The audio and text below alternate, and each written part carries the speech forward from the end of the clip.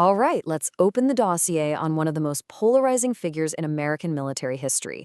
In this explainer, we're cutting straight through the mythology. We're going to look strictly at the hard evidence surrounding George B. McClellan. Here's a guy handed the reins of the United States Army during its absolute greatest crisis, the Civil War, and yet he remains a total enigma to this day.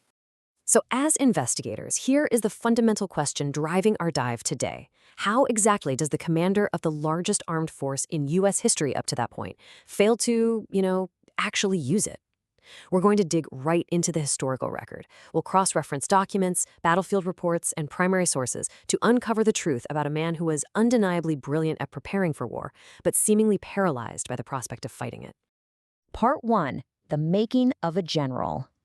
To really understand the general, we have to look at his early resume. And on paper, it reads like the absolute perfect candidate for high command.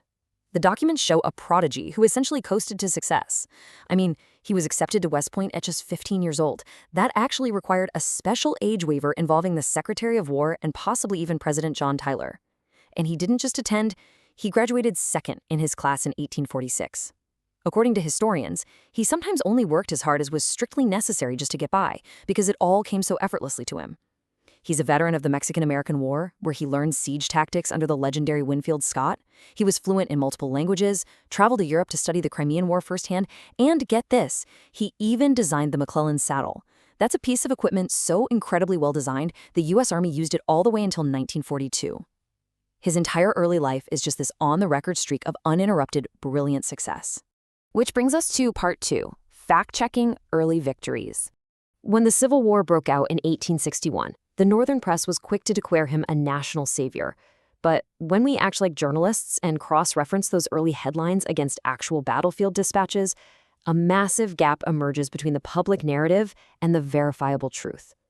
Early in the war, Union forces had successes in northwestern Virginia at places called Philippi and Rich Mountain. The Northern newspapers went absolutely wild, crowning McClellan the young Napoleon. But the tactical reports prove it was actually his subordinates, men like General Thomas Morris and Colonel William Rosecrans, doing the heavy lifting and the actual fighting. At Rich Mountain, McClellan stayed back. He massively overestimated the enemy forces, assumed a flanking maneuver had failed, and honestly did nothing to help. Yet, when the smoke cleared, he happily absorbed all the public credit. Moving on to Part 3, the Master Organizer.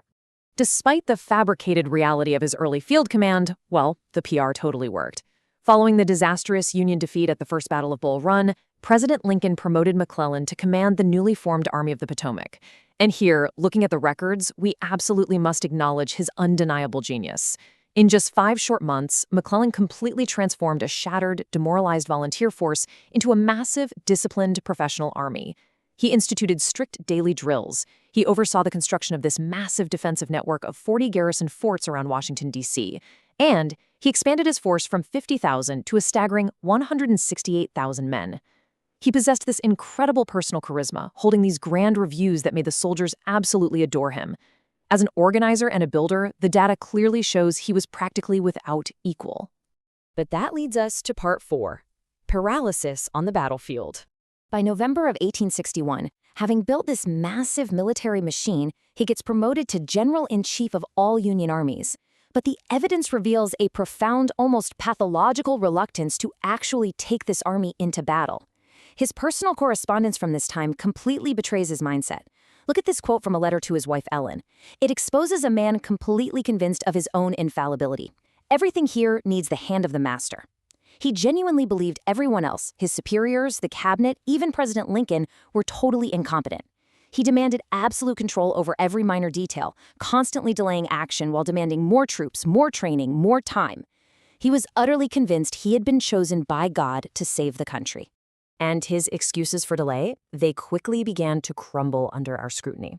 He continually claimed to be facing vastly superior, heavily armed Confederate forces just outside Washington. But when those Confederate forces voluntarily withdrew south, Union inspectors went into their abandoned camps, and you'll never believe what they found. The terrifying artillery that had kept McClellan at bay, they were actually just logs. Logs painted black to look like cannons from a distance. The press dubbed them Quaker guns. That fearsome enemy army was largely a phantom, born out of his own overcaution and incredibly faulty intelligence. The operational disaster truly unfolds during the 1862 Peninsula Campaign. Finally forced by Lincoln to act, McClellan moved his massive army by water to march on the Confederate capital of Richmond. But he brought his 18th century management style right along with him. He had almost no general staff to coordinate logistics. Wagon trains clogged the roads for days. Units got completely lost. He spent a laborious month-long siege at Yorktown, which essentially just gave the Confederates plenty of time to quietly slip away.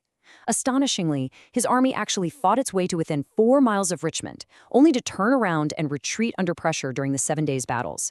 And naturally, McClellan blamed the administration for not sending him enough men. This brings us to September 1862 and the Battle of Antietam. The troop strength figures here tell a damning story on the record. McClellan had over 50,000 men available. Confederate General Robert E. Lee had a little over 30,000. I mean, that is a massive numerical advantage. But because McClellan was terrified that he was somehow secretly outnumbered, he refused to commit his forces all at once. Instead, he launched poorly coordinated piecemeal attacks, just one at a time, so that if one failed, he wouldn't risk losing his whole army. This allowed Lee to essentially shift his much smaller forces around all day to plug the gaps. The battle became the bloodiest single day in American military history. The next day, Lee's battered army was incredibly vulnerable, literally trapped with a river to their backs. But McClellan refused to risk his creation. He declined to attack.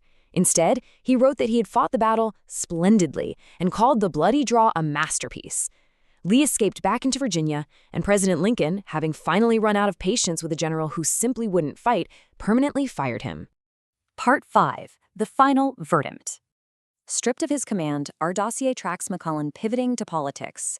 He actually challenged his former boss, Abraham Lincoln, for the presidency in 1864.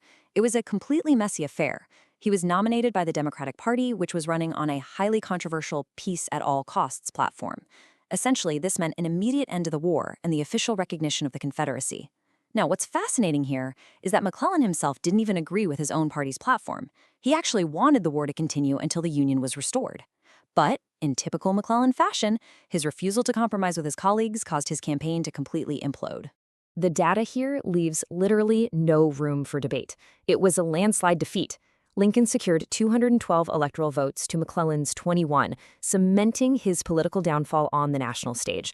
But in an interesting epilogue to our investigation, McClellan did eventually find a role that suited him. In 1877, he was elected governor of New Jersey, where he was finally able to successfully apply his true talents: administration, organization, and logistics, without the life-or-death pressures of battlefield command. So, as we close the file on this explainer, the evidence points us to a deeply tragic paradox. George B. McClellan was a brilliant administrator, a man whose entire early life was defined by effortless success. But it seems that very habit of success made him completely unwilling to risk the possibility of failure when it mattered the most. Which leaves us with a final question to consider. Can a master builder ever truly overcome the fear of seeing their own glorious creation broken in the mud of reality? Think about that, and we'll see you in the next explainer.